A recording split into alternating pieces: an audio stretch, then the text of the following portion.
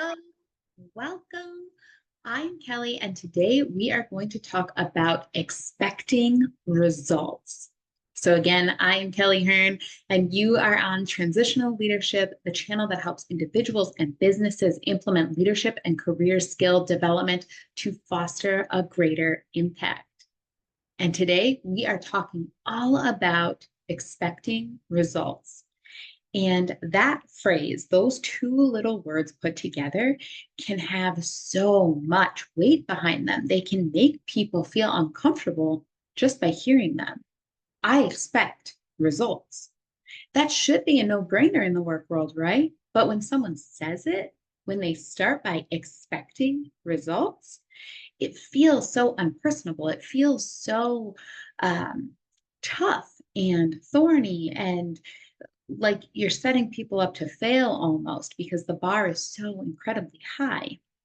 And I talk a bit about expecting results in the blog post this week, which is all about how to make the transition to boss from work BFF. In that blog post, I talk about a very specific situation where I was on a team with someone who was a very longtime friend of mine. We both applied for the promotion to manager. I got it. She remained on the team. And actually, under myself as manager, the team actually grew into three different teams that all rolled up to me. And so the blog post goes into how to successfully transition into that role and keep some of those relationships, or hopefully all of those relationships that you've built. And in that, I go through three very important steps. One is setting the stage. In this example, is very specific to those people that you have very close relationships with, those work besties that we talk about sometimes. And then the second piece of that is expecting results. And the third piece is maintaining those relationships. Now, they might look a little bit different. They might have to change from getting drinks after work to, talking about solutions over lunch, that type of thing. But they can maintain over time. You can still be close with those coworkers. And hopefully you are, because leadership is lonely enough without just disbanding everyone that you've previously built relationships with. So if you're interested in how all three of those work together, I highly suggest that you click the link in the show notes so you can jump over to the blog and learn about setting the stage, expecting results, and maintaining relationships. But for the purpose of this video, we are going to zone in on expecting results and very specifically on a manager integration. I reference it in the blog and reference it in a few shorts, and I cannot express enough just how important that manager integration was early on into transitioning into this leadership role, where again, not only was I coming up out of the team, but also combining teams that weren't previously their own unit. And so I want to talk about what that is and how you can recreate that for yourself if you are coming into a supervisor role or coming into a new manager role yourself. So how we set that up was we actually had an HR consultant come in and help facilitate. And whether or not you can pay an outside person to come in and help, or if budgets are a little bit tighter and you can bring in someone from HR or learning and development to assist with this and help facilitate the meeting, or perhaps you just have a somewhat outside third party within the department that can be neutral and helpful in emceeing and facilitating the meeting. All of those are great options depending on how much time you have available and how much money you have as resources to get someone to help you as well. And what that person did was set up the time block. We spent about 90 minutes in this manager integration, and it included everyone on the team.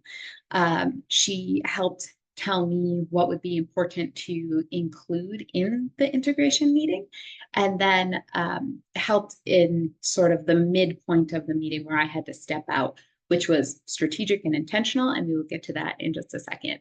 But I highly suggest that you bring in this moderator, facilitator of some sort to assist with the meeting. Now, she had me send out the meeting invites, and I included everyone who was part of the team, not just those who reported directly to me, but for the supervisors that I had on my team, all of their direct reports came as well. And we started out with simple introductions where we included tenure as part of the introduction. Now, most of the people in that room knew each other, but we included in the introduction how they were important to this newly formed team. I'm not a big fan of using icebreakers and introductions as a means of just telling two truths and a lie or filling it in with silly little personal stuff. Sometimes people aren't comfortable with that. And a lot of times it just doesn't pertain to anything. So I intentionally use information that will be useful or pertinent to the meeting that we're in. And so I had someone in the meeting tracking how many years of tenure everybody had. And after all of the introductions, we were able to say that I think we had 125 years of combined experience sitting in that room. And that was at that time longer than the company had even been in existence, which was phenomenal to hear, but also gave some strength and credibility back to the team of you are all experts and you know what you're doing. You know your craft. You guys have been here long enough and you have enough experience in the industry to know what you're doing, which was absolutely something that set the tone for my management style overall. I wanted people to act as experts and I trusted them to act as experts. Next, I kind of jumped into my own introduction, which was a bit more thorough, included some pictures of my kids and my personal life, my hobbies. You can include as much or as little in that you are comfortable with. And again, use it to set the tone for what you want them to know of you or think about you in terms of a manager. I wanted to be a really personable, approachable manager. And so I wanted to include more personal things that would make me more relatable and approachable to the group. If you want to talk about, your years of experience, establish yourself as an expert, or, talk about all of your credentials and education, by all means, go more that route. That's great too. Just think about it in terms of what you want people to know about you and what you want them to take away when they walk out of this meeting. From there, I talked about the corporate vision, strategy, and goals. That was my way of establishing my credibility, was these are the overarching things that we are working towards. And I wanted those values, that mission, to be our North Star as we continued as a team.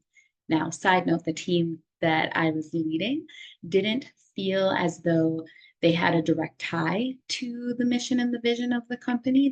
They weren't customer service, they weren't sales. They were sort of supportive type units within the organization. And so it was really interesting to tie their minds back to what the corporate values were. So again, I did that intentionally to show my own expertise and establish that this is what we're working towards as a team.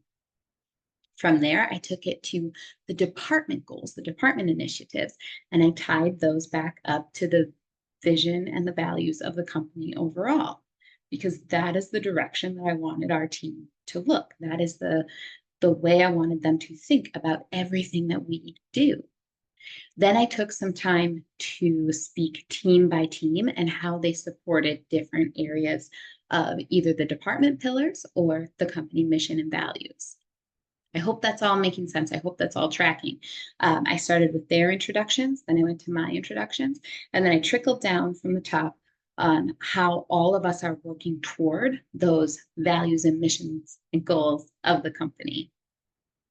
Then we took a little break. Everyone, got a 15-minute break. We talked about taking that time to answer emails so that they could be fully present during the meeting, all of that. And that facilitator then took, I don't know, I think a half hour after that to gain as many questions from the group as possible. And they were all anonymous in that room. This would be the time that I stepped out. So they could put as many questions in the list, whether they were personal, about my last vacation, about, how I learned leadership, what was really important to me. They could be things about working with me. What was my style? What did I want to see? How did I want to work with different individuals? And then they could be also things of specific examples. How would you handle this? So some of them are almost like interview questions. Now I'll put in a little asterisk here, a little caveat.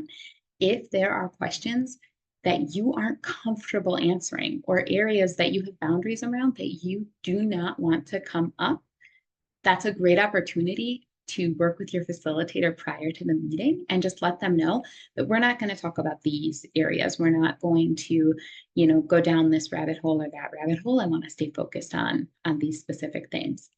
Then everybody got about a 5-minute break again for that facilitator to organize things. That also gave them an opportunity to come back to me if they thought any questions were maybe a little off color or I potentially would have concerns about.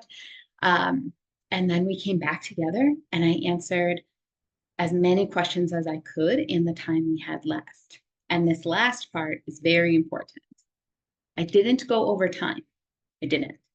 I answered as many questions as I could, and then I stopped. And I told them, I respect your time, and I will not abuse your time. I also respect the fact that you have questions. And so I will take these back and I will answer them all in writing, or we can discuss them in the next huddle if you guys have follow-up questions. And then I did that. So I was developing trust and I was developing this rapport with the team of this is a person who cares about us as people. This is a person who has a life outside of work and so wants to maintain a balance and wants all of us to as well. She's also looking strategically at the company mission and vision and making sure that all of our work actually supports that. So there's no busy work left around. She's willing to answer the questions that we have. And also she respects us enough to start out with kudos on our time with the company and our experience in the industry and to end on time so that we can get back to what we need to do and what we do best. But she's not going to let things fall by the wayside. She is going to follow up on even the silliest of questions, like what's the last funny story that you have about your 3-year-old, which I did answer in writing. As you can imagine, it was a good one. But I hope you can see the power behind setting expectations and starting with something like a manager integration so that you can have those full, robust conversations and then continue to build that trust, to build that rapport on and on and on by following through with everything that you set up as you were talking through those expectations in that meeting. It doesn't all happen at one time, but a firm foundation is the best thing to build on. So from there, we had huddles, we had one-on-ones, we had team unit meetings on a quarterly basis. We had all sorts of things that were supported by this initial groundwork that I had laid in that manager integration. So if you are moving into a new supervisor role, I highly, highly suggest that you entertain having a meeting like that because that is something that can really set you up for success down the road. Now, another thing that really sets you up for success down the road is community and accountability. And that is something that we will be covering through coaching. There's a couple different ways to do coaching. And if you have the ability to act and hold yourself accountable, power to you. Most of us need some sort of coach to help support us in that. And so if you want to learn more about one-on-one or group coaching, please reach out through any of the channels linked below, and we can talk about any of that. All right, that is it for today. I hope that that was helpful. And if it was, please like it, share it, spread it all over. The mission here is to help more individuals and businesses. And the best way to do that is through all of you. So I really hope that you give it to someone who can use it today. All right, thanks everybody.